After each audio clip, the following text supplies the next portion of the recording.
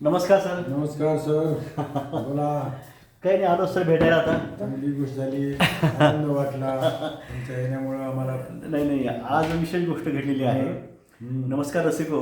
विशेष काय घडलं ते सांगतो आहे की अंबाजोगाईतील बरेच सरांचे स्नेही सहकारीपैकी मी एक आज मुरुडमध्ये आलो.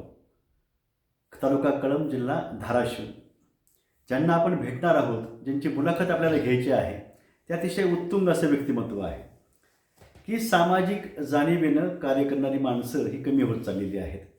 शिक्षण क्षेत्रामध्ये अतिशय त्याग भावनेतून, समर्पित वृत्तीतून विद्यार्थ्यांना सर्वार्थानं घडवण्यासाठी कार्य करणारी पिढी ही आम्ही अनुभवलेली आहे आणि आम्ही त्यानुसार कार्य करत आहोत.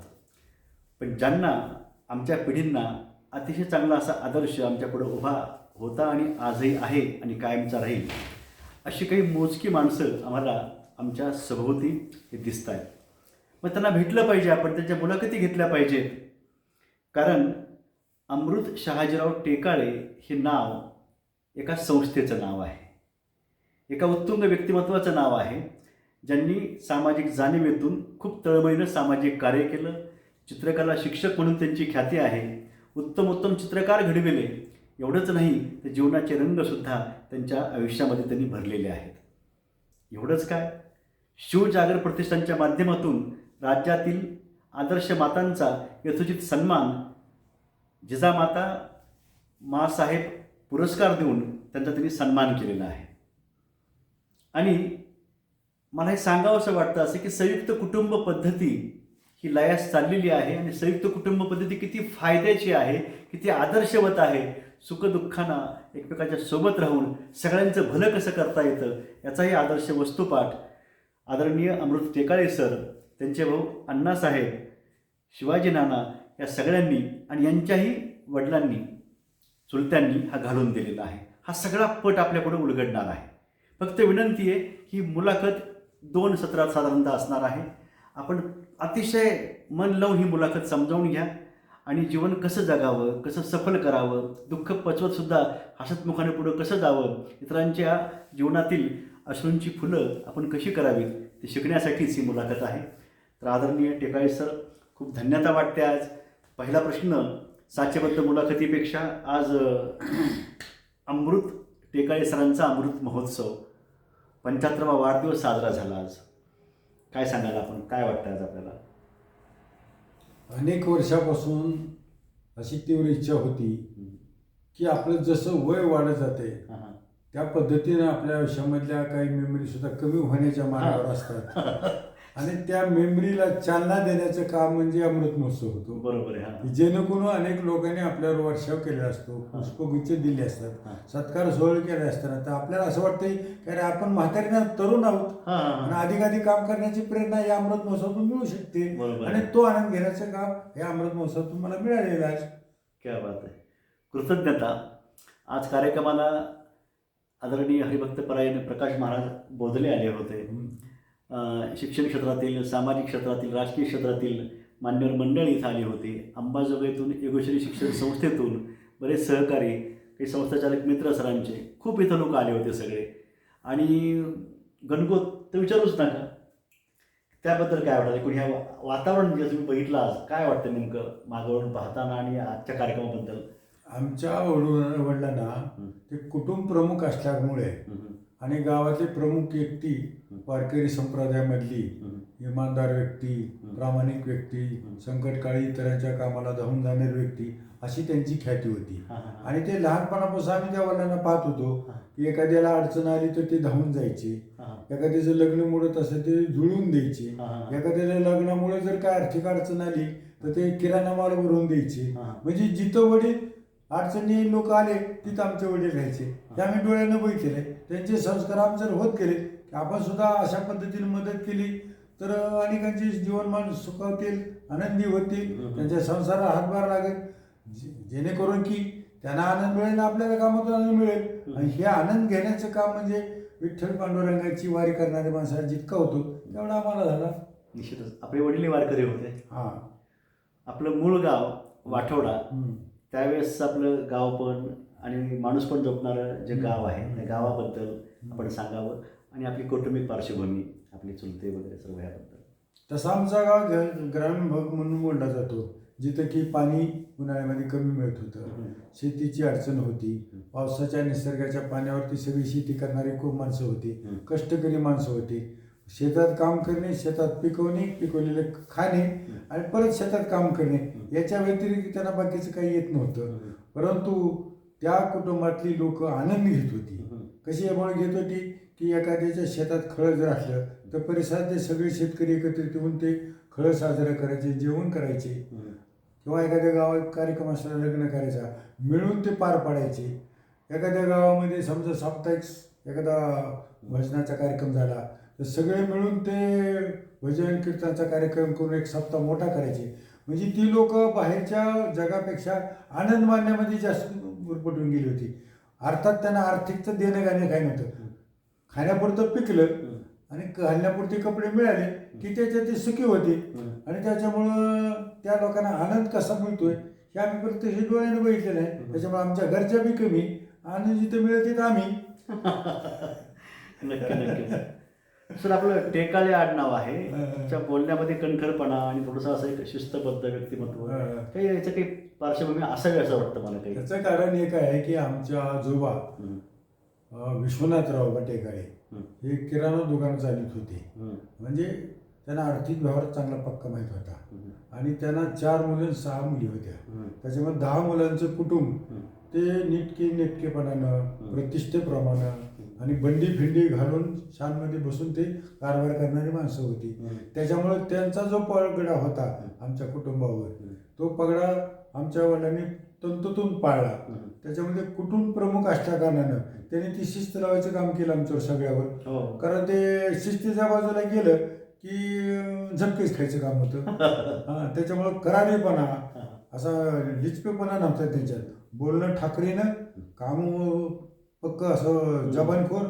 आणि म्हणून हे कसं असतं, अनुवंशिकता आलेली असते, संस्कार असतो, घरातलं वातावरण असतं आणि ते वातावरण आम्हाला पूर्वजात लहानपणापासून मिळाल्यामुळं आम्ही सुद्धा त्या पद्धतीनं कठोर भूमिकेतून प्रसंगी आपुलकीनं, प्रेमानं आणि नळल्याच्या ठिकाणी धावून जाणं हे त्यांच्यापासून शिकलो, पण ते करतो. वा.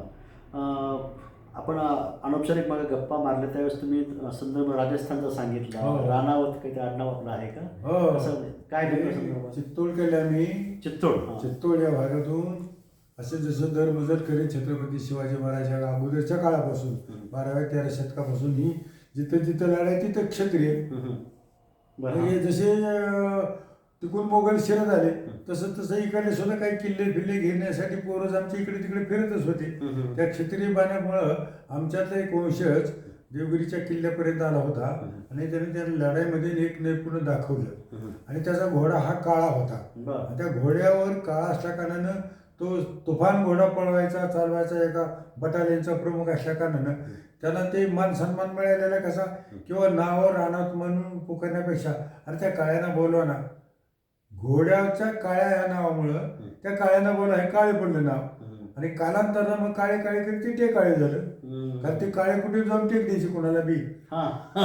असा तो अर्थार्थी संबंध आले अशा कारणामुळे की ते नेटानं त्या ठिकाणी जाऊन त्या व्यक्तीला टेकन देत असतील, विश्वास देत असतील, त्याच्याशी पाठपुरावा करत असतील किंवा सामर्थ्य वाढण्यासाठी त्याला आपुलकीनं जवळ करत असेल. म्हणजे त्याचा अर्थ टेक देणारा माणूस म्हणून टेकाळ्यांना पुढे गेलं. नक्की नक्की. तुम्हाला हे सूत्र कोणी सांगितलं? असं आमचे ते राजस्थानचे बरेचसे भाट लोक इथं पूर्वीपासून आम्ही लहानपणी होतो तेव्हापासून आमच्या लग्नात ते एकमेकाची गावची लग्न जमवायचं काम करायचे. कारण तेव्हा गोत्र कुणा माहीत नव्हतं, देवक माहीत नव्हतं, सगळे अडाणी माणसं. तर ते सगळं जो मटेरियल होतं चित्तोडपासून आलेलं ते जसं जसं पुढे लोक जातात ते भाट बरोबरच होते.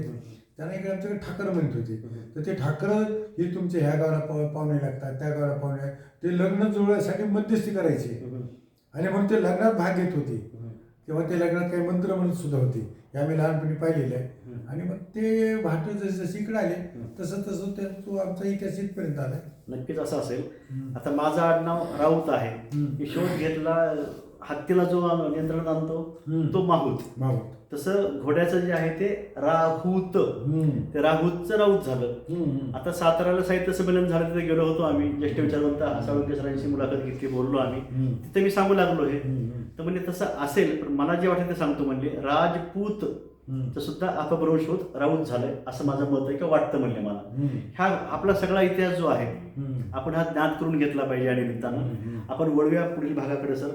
आठवड्यामध्ये आपले चुलते जे आहेत त्यांच्याबद्दल सांगावं आपण. आजी आजोबा आपल्याला तर काही आठवत असतील, सांगा त्यांच्याबद्दल. आमचे आजोबा किराणा दुकान घालून होते. मुळात ते कारभारी आमच्या वडिलांकडे दिल्यानंतर आमचे प्रमुख वडील शहाजीराव हे असल्या कारणानं कुटुंब प्रमुखामध्ये 30-40 लोकांचं एकत्रित कुटुंब होतं. मग शेतीवर अवलंबून असणारी सगळी शेतकरी काम करणारे असल्यामुळं आमच्या वडिलांना कोणत्या शेतात कोणतं बी पेरायचं, बैल किती घ्यायचे, गाई किती घ्यायच्या, जनावर किती घ्यायचे, सगळं त्या एक एक भावाला वाटून सांगायचं की तू त्या शेताकडे जा, तिकडे नांगरून घे, तू त्या शेतात भुईमूग पेर किंवा गहू पेर, ज्वारी पेर. म्हणजे असे देखभालीचं काम ते करत असल्याकडनं ते आमचे सगळे चुलते म्हणजे सोपानराव, बाबूराव, देवदासराव असे 3 चुलते आम्हाला जे होते ते सगळे शेतीची कामं करत असल्यामुळं बैल बारदाना भरपूर होता. 10-12 बैल होती, 10-15 गाई म्हशी होत्या, दूध तो भरपूर होतं. आणि त्याच्यामुळं मग ते एकत्रित असल्यामुळं कुटुंबातलं करत्या माणसाचे ते शब्द मुळीच नव्हते आमचे चुलते. म्हणून ते एकत्र कुटुंब आमचं 1980-85 वर टिकून होतं. जसं आम्ही मोठे झालो घरातले, आमच्या वडिलाचे आम्ही 3 पुत्र, अण्णासाहेब, शिवाजीराव, अमृत. तर आम्ही लहानाचे मोठे त्या सगळ्या चुलतीच्या आधिपत्याखाली, मार्गदर्शनाखाली, संस्काराखाली वाढलो. आणि म्हणून ते एकत्र कुटुंब जे होतं ते आम्हाला असं वेगळंच वाटत नव्हतं ना. वडील काय, चुलते काय, सगळे आमच्यावर प्रेम करायचे, माया करायची. आणि म्हणून आम्ही दिलखुलास खेळत होतो. तर आमची जी आजी होती ती आजी मात्र असं कमरेला खस्ता घालून सगळ्या सोनांची भांडणं फिरणं काय झाली ती मिटवायचं काम करत होती. त्यामुळे तक्रार बी नव्हती, वचक होता नाही ती. की 8 दिवस तू भाकरी करायची, 8 दिवस तू व्हायचं काम करायचं, 8 दिवस तू करायचे, असे वाटणीपत्र ती आमची आजी करायची. आणि त्या सगळ्या चुलत्यावर देखरेख करायची. त्याच्यामुळे आईचं म्हणणारा कुठला पोरगा नव्हता तिथं. त्याच्यामुळे त्या चुलत्या एकमेकाला भांडत नव्हत्या. म्हणून एकत्र कुटुंब आनंदात होतं. म्हणजे तुम्हाला आजीची माया भेटली, आजोबांची भेटली. पण खंत या गोष्टीची आहे ते म्हणजे आईबद्दल. ते कसं आहे, त्या काळात दवाखाने नव्हते किंवा काही उपचार केल्यासारखी साधनं नव्हती. जरी एखाद्या कुठला जडीबुटीवाला तर काही झाडपाला देत असते. पण काही वेळेला लोक ग्रामीण भागात त्या काळात सुद्धा कसे ताप आले तर 15-15 दिवसाच्या अंगावर ताप घेत होते. सर्दी झाली तरी त्यांना माहीत नव्हती की काय खावं काय पिवा, तशी औषधं नव्हती. तशा पद्धतीने त्याला ते आजार जळला असेल, त्याच्यात ती आम्हाला न माहीत होता निघून गेली. त्याचं ते दुःख म्हणजे कसं, आम्ही इथपर्यंत चांगला आलो, पण कुठं ते कोपऱ्यात आम्हाला वाटतं की आपलं ते एक माणूस असतं तर, आपलं एक ते माणूस असतं तर कौतुक तर केलं असतं. ते फोटो पण नाहीये कुठे, काहीच नाही, फोटोच नाही, फोटोग्राफी नव्हती त्या काळात. खंत वाटते सर, कारण आम्ही खूप शोध घेतात, फोटो तर मिळत नाहीये. सरांनी आईला बघितलं पण नाहीये. तुम्ही त्यावेळेस मला वाटतं 2 वर्षाचे होतात, अण्णासाहेब बहुतेक 4 वर्षाचे होते आणि शिवाजी नानाजी वर्षापर्यंत असतील. पण सगळ्या चुलत्यांनी यांचा पोटच्या लेकराचा काय सांभाळ केला. वडिलांनी आपली जबाबदारी पूर्ण केली. चुलत्यांचं सहकार्य सगळ्यांचं होतं. संयुक्त कुटुंब पद्धती. पुढं आपलं शिक्षण जे आहे ते कसं होत गेलं ते थोडक्यात काय? प्राथमिक शाळा म्हणजे आमच्या गावात होती 4थी पर्यंत.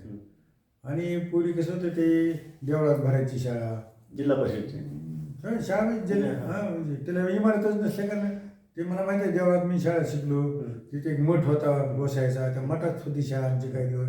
पुन्हा 2 रूम बांधल्या, मग तिकडे चांगल्या शाळेत गेलो. मग कळालं की शाळेत मग गुरुजी शिकवायला कळायला लागलं. मग बोलणं, पण ते बोललेले शब्द पुढे दिसायले ना, बोललेले शब्द कुठे दिसायचे आपल्याला. आपण न शिकता बोलतो, ताई म्हणतो, बाबा म्हणतो, आई म्हणतो. पण आई कशाला म्हणजे बाबा कशाचं अक्षर म्हणून कळालं ना. आपले शब्द हवेत उडून जातात, पण ते लिखित स्वरूपात पुढे दिसत होते. आणि मग त्या काळामध्ये असंच मंदिराच्या शाळेमध्ये असताना एक शिक्षक मला भेटले होते इकुर्कीचे. आणि ते वर्गात असे चित्र काढत होते. आम्हाला म्हणायचे बघा बोर्डवर जे चित्र आहे ते तुम्ही काढा. मग त्यांचं काम करायचे. पण ते एकदा त्यांनी एक पक्ष झाडा बसलेली चिमणी काढली होती. आणि मग ती चिमणी मी हुबेहूब पाठीवर काढली. ती माझ्या भोवतीची मित्र होते, पोरं सोरं बाबा खेळ. हो गुरुजी तुमच्यासारखं वगैरे चित्र आलं, हो तुमच्यासारखं काढलं नाही सर. मग मी त्यांना दाखवलं, ते म्हणजे माझ्यासारखं काढलं म्हणजे. आता काय करा म्हणजे माझ्याकडे येऊ नका चित्र काढ, त्याच्यावरून घ्या काढून म्हणजे. आणि मी सगळ्या पाठीवर चित्र काढून दिले. मग मला काय वाटलं, हां मला येते, मला तर काही कमी आहे काय. हां मग मला चित्र काढा येतात, गुरुजी सारखे येतात. हा त्या काळामध्ये माझ्या मनावर बिंबलेला एक क्षण होता. आणि म्हणून ते चित्रकलेची पुढे मला आवड कायमची राहिली. वा वा वा. आणि पुढचं शिक्षण कुठं झालं आपलं? आणि मग चौथीपूर्ण आठवड्या गावात जिल्हा परिषद 5वीला मुरुडला जनता विद्या मंदिर, तिथे आमचे मोठे भाऊ शिकत होते पूर्वी, अण्णासाहेब. मग ती पुढे गेल्यानंतर त्याने आमचं नाव तिथं घातलं. मग ती मोठी शाळा पाहिली, अनेक खोल्या, अनेक शिक्षक. तेव्हा वसतिगृह होतं सर तेव्हा? आणि त्यावेळेस तिथे गरीब विद्यार्थ्यांसाठी वसतिगृह होतं, महात्मा गांधी वसतिगृह. हां खूप चांगलं वसतिगृह होतं. त्यामुळं ग्रामीण भागातली हजारो मुलं त्या वसतिगृहातून चांगली शिकली. पण आपल्याला वसतिगृह नव्हतं ना, ते फक्त गरीबासाठी होतं. आता आम्हाला त्या काळात गरीब म्हणून घ्यायची लाजच होती की, पर एवढं मोठं खटलं गरीब कसं म्हणून घ्यायचं. म्हणून आम्ही गावाकडून ये जा करायचं. वाटत 2-3 नद्या होत्या, त्या कमरेत इतकं पाण्यातून आम्हाला मोठ्या पोरांनी ओढून न्यायचं पुढं. त्यांचे नाव काय सांगतील? आता आमचे काय ते बंधुराज होते, नद्यांचे नाव नद्या समजा मुरुडची नदी, वाठवडीची नदी, आता ती वडील न्यायच्या माझी बारकी पोरं आहेत म्हणून. आम्ही जायचं, आनंद मिळायचा आम्हाला. चपल्या भिजून जायच्या, चिखल उडीत जायचं, तो म्हणजे आनंद वेगळाच होतो. पाण्यात जायला, उड्या मारत जायला. आणि निसर्गाच्या सानिध्यामध्ये बालपण तुमचं बागडत गेलं, हुदळत गेलं. म्हणून ते 5वी ते 10वी पर्यंत तिथे शिकत गेलो. आणि शिकत असताना तिथं मन रमलं. आणखीन एक संदर्भ सांगतो. 1953ला रुरल एज्युकेशन सोसायटीचे संस्थेअंतर्गत जनता विद्या मंदिर, जनता विद्यालय, पुन्हा उच्च माध्यमिक विद्यालय हे सगळं स्थापन होत गेलं. त्यात बाबासाहेब परांजपे कर्मयोगी, त्याचबरोबर शिवाजीराव नाडे, कृष्णराव पेंडसे हे संस्थापकांपैकी महत्त्वाची व्यक्ती, ज्यांनी ही संस्था उभी केली. अतिशय व्यापक प्रमाणामध्ये ग्रामीण भागातील मुलांना घडविणारी ही संस्था आणि शाळा आहे. या शाळेमध्ये आपण शिकलात, आपले मोठे बंधू शिकले, वाटतं ते छोटे बंधू सुद्धा तिथंच शिकले असावेत. सगळ्या शिकलो. आणि ह्या दरम्यानच्या काळामध्ये आता काही वेळ झाला आहे की सरांचे गुरु ज्यांना घडविलं, सरांना महत्वाचे, ज्यांनी आपल्या सरांच्या दिशेला खूप आयुष्याला खूप चांगली दिशा दिली, ते म्हणजे विठोबा कुंभार सर यांची मुलाखत मी आत्ताच घेऊन आलेलो आहे. त्यांची तुमची भेट कशी झाली? प्रत्यक्ष शाळेत झाली का अगोदर झाली कुठे? नाही, ती काय झालं, 10वीला मी परीक्षा दिली नव्हती, म्हणजे फॉर्मच भरला नव्हता. त्याचं एक कारण होतं. काय झालं होतं, 9वी पास झाल्यानंतर आम्हाला सगळ्या शिक्षकांनी सांगितलं की आता सुट्टीतसुद्धा आपली शाळा चालू ठेवायची, सुट्टीतसुद्धा आपले वर्ग चालू राहतील, सुट्टीतसुद्धा पूर्ण आपला अभ्यासक्रम आपल्या 1-1.5 महिन्यात पूर्ण करायचा. कारण काय तर मुरुडला 10वी बोर्ड नव्हतं, SSC बोर्ड नव्हतं, ते सेंटर होतं गातेगावला. आणि म्हणून संस्थेला परवानगी अशी मिळाली की पुढल्या वर्षी तुमच्या शाळेला आम्ही सेंटर देत आहोत. मग ते शिक्षक म्हणाले की 3 वर्ष जर सेंटर कंटिन्यूस चांगलं राहिलं तर आपलं परमनंट सेंटर होतं मुरुडचं, तर पहिल्या वर्षीचा निकाल आपल्याला चांगला लावायचा. निकाल चांगला लावायचा म्हणल्यानंतर मग सुट्टीत क्लास घेऊ आपण. मग आम्ही म्हणलं चांगली गोष्ट आहे. उन्हाळ्यात आम्ही पाया घालीत होतो, शेताने कुळव हाणीत होतो, त्यावेळेला तेवढीच आपल्याला सुट्टी मिळते अभ्यास करायला, इथं राहायला. म्हणून आम्ही काय केलं, मुरुडला एक रूम केली. आमच्या गावचे बुबणे म्हणून राहत होते, काय नाव बुबणे. अच्छा. त्यांच्या वाड्यात रूम केली, दोघा ठिकाणी मिळून. पण रूम केली तर आमच्या वडील पैसे कुठे देणार? कारण त्या काळामध्ये 1 रुपया ते 75 पैशाला एक बाई दिवसभर रोजाने काम करत होती. ते पैसे कुठले देणार आम्हाला? साधारणतः कोणता कालखंड हा कोणता असावा? 68-69चा. मग त्या काळामध्ये रुपया आणि 2 रुपये कोण देणार खर्चायला? रूम भाडं म्हणून तर कोण देणार 2-3 रुपये? आणि म्हणून त्यांना असं वाटायचं की रूम करायची काय गरज आहे. मी म्हणायचो सकाळी 7ला 8ला तास असतोय तिथं, आणि पुन्हा दुपारी तास असतोय, त्याच्यामुळे मी तिथंच राहतो. कारण गुरुजींनी सांगितलं की आपल्याला निकाल चांगला लावायचा. म्हणून मी काय केलं, आमची एक चुलती आत्या जी आहे ना, त्या आत्या चुलतीकडून मी 2-3 पायल्या गहू नेलं आणि दळून तिथंच राहिलो 8 दिवस. त्यांचं नाव शारदाबाई.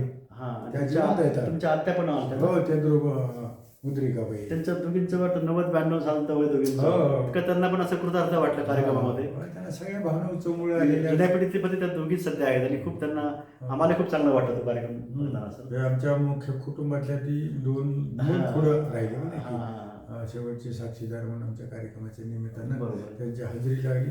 त्यामुळे आम्ही कृतज्ञ झालो, धन्य झालो. नक्की नक्की नक्की. आणि आपले विठोबा कुंभार जोशींची भेट कुठे झाली?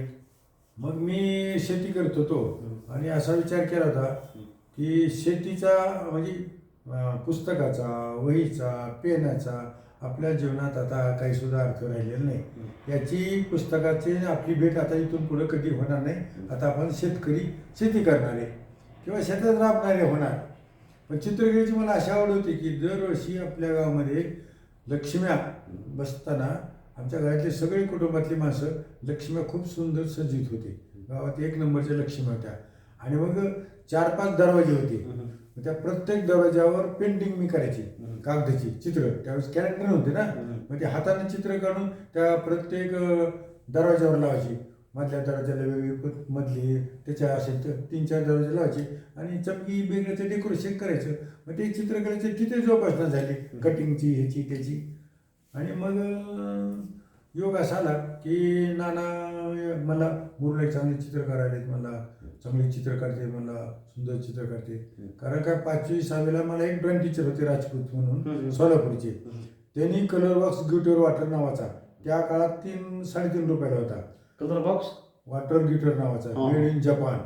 तो कंपल्सरी आम्हाला घ्यायला आला होता 3 रुपयाचा. 3 रुपयाचा कलर बॉक्स घ्यायला मला 2 महिने गेले होते. मला दिला नव्हता. ते भेटल्यास किती आनंद वाटला असेल रंग. आणि मग आता ती एवढ्या लांब ट्यूब होत्या मेड इन जपानचा, आपल्याकडे तयार होत नव्हता. आणि मग तिची रंग कशी वाटू घालता येईल म्हणजे चांदोबातली पुस्तकं तिची चित्र बघून काढायची, रंगवायची. तशी चांदोबा पुस्तक घ्यायची मला आवड होती. कारण किराणा दुकान होतं, आजोबाकडून पैसे घ्यायची, चांदोबा घ्यायचा, त्याची बघून चित्र रंगवायची, काढायची. असं ते म्हणजे माझा हात चालूच राहिला. आणि मग त्याच्यामुळं काय झालं की नाना मला आता नवीन शिक्षकाची भरती झाली आणि ते आज आपल्या गावामध्ये कुंभार सिस्टरला बघायला येणार पाहुणे होऊन, तर आपल्या घरी चाय प्यायला बोलू. आता त्याचा हा तंतुचा शब्द आणि ती योग जुळून आला. ती विधिलिखित म्हणते, ती विधिलिखित कार्यक्रम असा झाला. ती शेतात गेले आणि घरी त्यांच्या स्वयंपाकाला वेळ लागला पाहुण्याच्या, म्हणून ते आमच्या घरी आले. असं नुकतं आमच्या आजोबाचे वर्ष श्राद्ध करायचं नवीन माळ बांधलेलं होतं. तिथं बसलो, बोललो. मग म्हणजे ड्रॉइंग टीचर हा शब्द तिथं पहिल्यांदा आला. शिक्षक वेगळं, पण ड्रॉइंग टीचर म्हणलं तर आम्ही ड्रॉइंग काढणार माणसं. मग आमचे बंधुराज म्हणले ड्रॉइंग टीचर तुम्ही कसे झाला, मग तू चित्र कशावर काढतो काय, तर आमच्या वह्या होत्या त्या, ते लगेच दाखवल्या. चांगले काढतो म्हणजे चित्र, चांगले चित्र काढतो म्हणजे. मग व्हायचं कसं म्हणजे 10वी पास, आम्ही तर नापास. आता पास व्हायला पुन्हा शाळेत घाला. नापास परीक्षा दिलीच नव्हती ना, म्हणजे परीक्षा दिली नव्हती. नापासा शिका पाहिजे की कारण दुसरंच होतं. मग परीक्षेत पास व्हावं लागते. कारण काय होतं ते फीसचं ते मला ज्यावेळेस सुट्टीचे क्लासेस होते ना, मग ते 8-15 दिवस मी असे बाहेर काढले गपचूप. पण ती खोली किराया द्यायचा ना, ती स्वयंपाक अडचणी आल्या की. त्याच्यामुळे मी काय केलं, ही क्लास बी नको, शाळा बी नको, ती परीक्षा नको, म्हणून मी तिथून बुट्टी मारायला सुरू केली. अच्छा. कट मारला. आता पुढच्या सत्रामध्ये कुंभार सरांची भेट झाली, ते काय म्हणाले, त्याच्या पुढचा चित्रकलेचा आणि जीवनाचा प्रवास हा कसा घडत गेला ते आपण जाणून घेऊया. या सत्रामध्ये आपण सरांची कौटुंबिक पार्श्वभूमी असेल ते आपण जाणून घेतलेली आहे. त्यांचं बालपण जाणून घेतलं, त्यांच्या गुरुजनांचा प्रभाव तोही आपण जाणून घेत आहोत. आणि चित्रकलेची त्यांची ओढ जी आहे कशी वाढत गेली हेही आपण जाणून घेतलेलं आहे. भेटूया आपण पुढील सत्रामध्ये. तोपर्यंत नमस्कार. नमस्कार.